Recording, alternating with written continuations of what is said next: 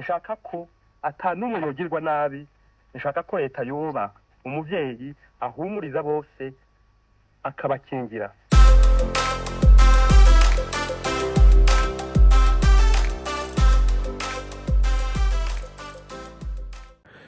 Mwaramutse, ejo bundi nagize video mvuga ko abarundi bakunda gufungana, gujugunya umuntu mu munyororo ku kantu kose.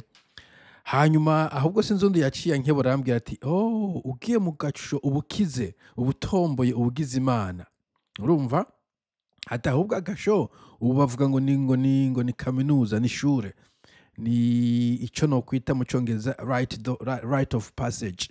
Nk'umuntu yabaye muri South Africa nk'akarorero, abagabo benshi canke hafi bose bo mu bwoko bw'abakosa bateza kusiramurwa baja ahantu mw'ishamba bakasiramura. Urumva nta muntu ntushobora kubirengana, ntushobora kugusimbuka, nta kundi kuntu b'umugabo utagenjeje uko. Umva muri naho umenga buri muntu ateza guca mu gasho, umenga n'umugenzo nyene ntushobora kurusimbuka. Nca ndavyumva kandi bivuze umuntu w'umutegetsi. Nta muntu numwe mu gihugu ari hejuru y'amategeko. Njyano nco gituma mwabonye mwamye mumuvugira, urabona umushikanganje wa mbere yahora umushikanganje wa mbere nabo nyene ko bamusize mu kanekeza. Urumva nivyerekana ko atanu ari hejuru y'amategeko. Bo ivyo rero vyuvuga ngo nta muntu ari hejuru y'amategeko ni slogan baye ibihugu vyose bifise, mugabo mu bisanzwe hari abantu basana bari hejuru y'amategeko. Ico sinobasha ngo ni mu Burundi gusa, na ahantu henshi ntiwovuga ntibari hejuru y'amategeko mugabo bafatwa bitandukanye n'abandi, ivyo ntawo bideha. Nko mu Burundi naho avuga uko hari abantu bica abantu bakaguma badagadaga, mugabo umuntu yivye umukate agapfungwa. Ivyo bisigura gute? Ariko sico nashaka kuvuga ko reka gice kinjamo, ariko reka nkomeze. Gutwarukaza buva ku mpimba munako minduru ngo barashikanyeyo jikayo none ari ngorane. Urumva? Ngo nta ngorane bagutwaye mu gasho. Je sinumva sibigumva bagutwaye nta ngorane. Je si donc ni c'est normal. Ntushobora kunormaliza agasho, c'est ridicule. Mu gasho ni ingorane zikomeye cyane, ni ingorane gose ku buryo nkuko navuze mu bihugu by'amategeko, mu bihugu by'agatekakazi na muntu kugarakira ku gasho ni ibintu sinumva uko nobivuga. Zovayo ntiyababa. Je nafunzwe keshi nafunzwe keshi muri Tanzania bamfunga imisi yose kuva ndi Seva, sinzi ibintu wakora muri Tanzania ko wamufunze imisi yose, mugabo nawe ubwo warafunze imisi yose ntacuvuga ngo nibisanzwe, gufungwa n'ibintu bibi cyane. Nivyo byo ngo nta urenza amategeko. Jewe kuva ugenda umenye nk'ubitohoza kumbe no abasanga ngira ngo ndiko ndabesha. Genda utohoze ibihugu uzi bikize. Cyane cyane nk'abari hanze mumbwire, abari muri Australia, abari muri New Zealand, abari muri Amerika, abari muri Canada, abari mu Bufaransa, mu Bubirigi, mu Bwongereza, muri za Denmark, za Norvege n'ahandi. Mumbwire umuntu muzi w'umutegetsi aherutse gufungwa. W'umutegetsi no kuvuga yahoze ari nk'umukuru w'igihugu canke yegereye umukuru w'igihugu gushika nk'umushikiranganje wa mbere. Sinzi Sarkozy ari mu bibazo ashobora kuzofungwa cyangwa yarafunzwe. Sarkozy navuze ari mu bintu vy'imanza, ariko nta bihugu vyinshi wumva ngo umuntu w'umutegetsi yafunzwe.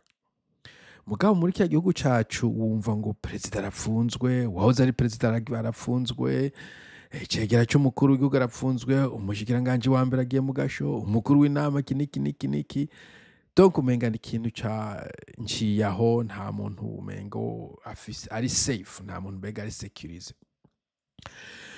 Ariko rero nkuko undi yabimbwiye ngo ahubwo ubutomboye iyo utishwe mu bisanzwe, nico gituma uno munsi nagize nti abarundi barakunda kwicana. Bwa mbere navuze ngo barakunda gufungana, ubu mvuze ko bakunda kwicana. Uti kuki natangiye kumva kandi ayandi makuru avuga kumfu ku buryo umengo kandi biroroshe ko i Burundi umuntu akurasa akwica ku kintu gitoyi, mwari kugitomora neza muganiriye canke muvuganye buhoro buhoro. Reka nkumvishe ibintu.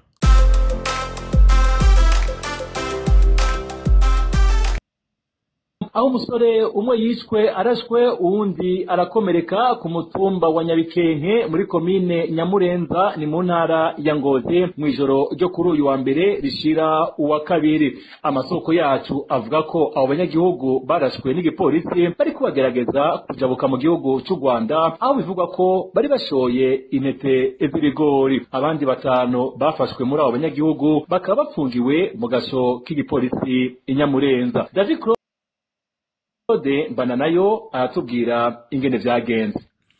Urumva umuntu agapfa akaraswa ashoye ibigori. Esiko ubwo ibigori mu Burundi ni nk'urumogi.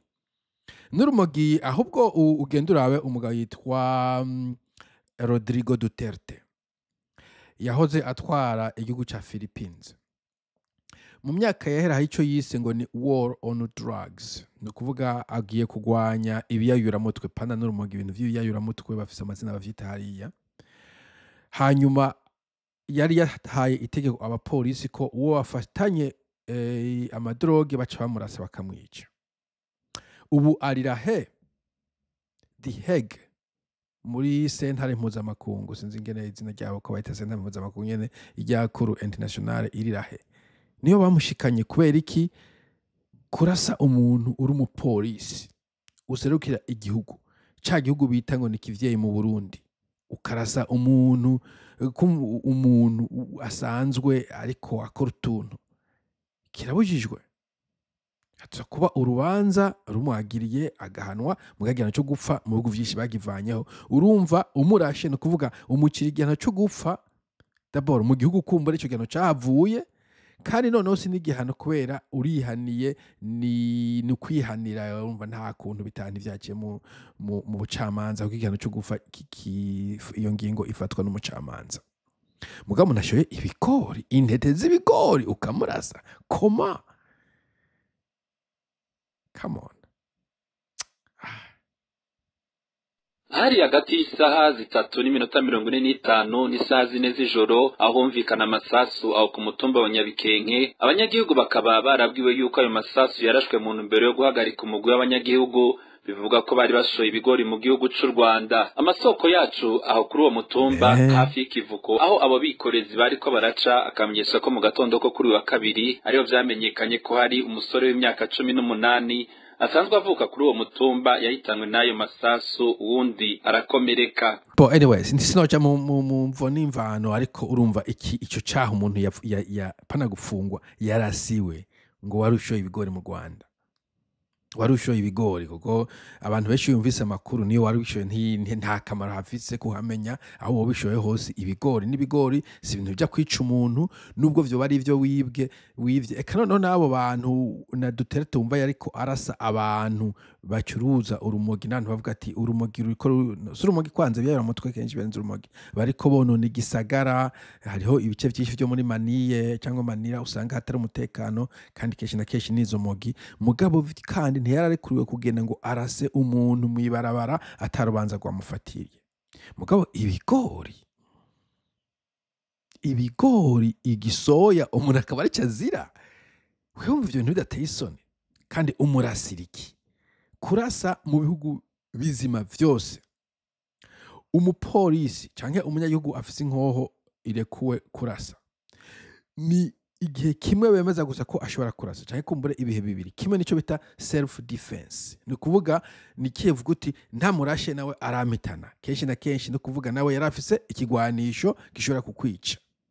Ari naco bituma urasha umuntu mu gice cyo mu mugongo ku gakomokomo inyuma, nta urubanza rwawe rwaheze, nta rubanza ubufise. Ni kuvuga nubwo yoza mu rugo rwawe akakwicira umwana hanyuma kiruka, amaze kwiruka nta bubasha ufise bwo kumurasa, ntubu kimurashe. Umurasa ari ukuvuga uti ndiko ndagira self defense canke ndiko ndakiza ujya mwana, ico gihe wo bikora. Mugamo yabiheje akabikora agafata inzira yiwe ukamurasa ugakomokomo, ico gihe urubanza ruca rukuja ko wewe ahubwo nujya zohanwa kuco yakoze iyo atapfuye. Mugabo nawe urahanwa kubera barasha umuntu ariko yiruka ata muntu yarabangamiye.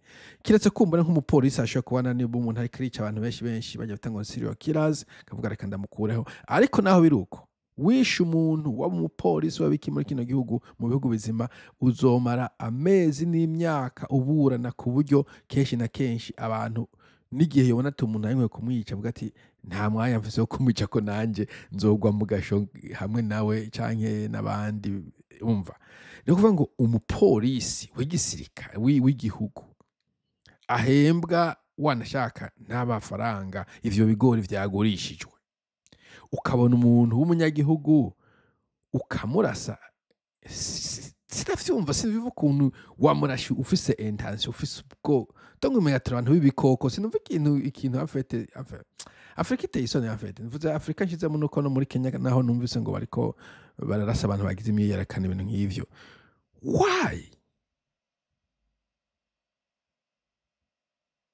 nubwo u Rwanda imbibe zoba zugaye abantu rondera abapolisi bakwiye muzibire izo mbibe zanyu hanyuma uwo mufashe mu mugende mugura igitabo handitswe ko amategeko umuntu agiye mu Rwanda agomba guhanuka mu manisha ico mugabo kurasa umuntu ariko yirukanga n'agafuko k'ibigori ku mutwe ico caha umva n'Imana izokiguharira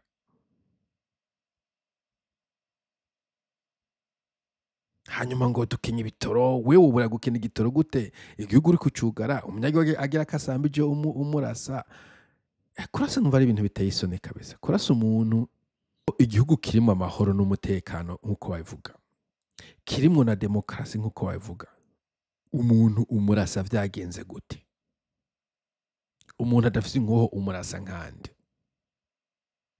wewe uri umupolisi ufise inkoho ufise training yo kwirukanga wagomba kuba wiruka ugafata umuntu wese kubera wavyigiye hanyuma je mbona urashe hejuru abantu benshi bohagarara mu bisanzwe mugata nahagaraye uramwiruka ko agusize ukayisubira inyuma kuja kwigira training ukazomurondera undi munsi hari uburyo bwinshi bw'uko ufata umuntu ariko kandi umva azizi ibigori it doesn't make sense man it doesn't make any sense sepa je ubu Burundi sinzi ukuntu tuzobugenza kabisa hari hageze igihe yuko dutangura kubaho nk'abantu bari civilize urumva amategeko akaba yuhariza abanyagihugu umuntu akoze icaha hakaba hariho iyi procedure hariho ingingo zifatwa yakoze icaha nimba baja kumusabira umutahe akaba ari bajana bakawumushirako kandi vyinshi so kuba ngo bagire arrestation kwa leta umuntu n'umuntu yaze kwitaba umutahe uraho murungikira wewe ashoye ibigori mu Rwanda barakumenye kuwa gatanu ku mundwi zibiri ziza uzoze mu camanza bakoze gituma ushora ibigori mu Rwanda kandi abanyarwanda tugomba kubareka bagasonza bakicwa na kigoyi hanyuma nawe yisigura icatumye ajana ivyo bigori ushoye gusanga anarutsinze ariko n'imiburiburi akaburana hanyuma atsinzwe akaba igihano cyanditswe atari necessaire magasho kwicwa byo binahavuye hari ibindi bihano ushobora guha umuntu ukavuga uti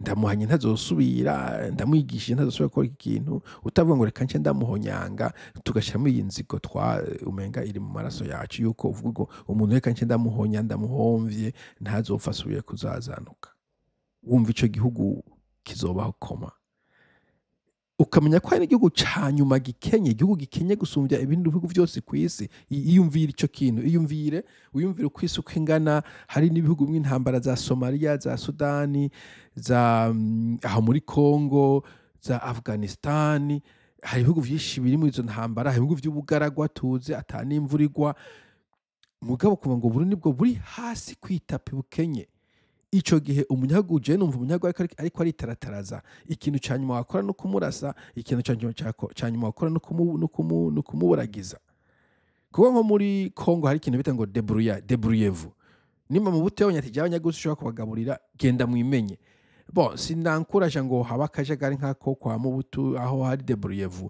mugabo umuntu ariko aragerageza kwigwanaho bajya bamapikipiki aba bacuruza utuntu yabuze igitora akaja avuga ati ndeye kukirangura mu kukisaba muri Tanzania adafise harimo akavuga ati nsavye itongo muri Tanzania je numva leta ahubwo yagomba kuba kwankuraje abantu ko bagira bateka imitwe pana kwiba canke kubesha canke kugira ubu escrow mugabo guteka imitwe ukuntu bo kwibeshaho pana kuzibira kuma kwa mugabo yaza tuka abantu ngo bagiye hanze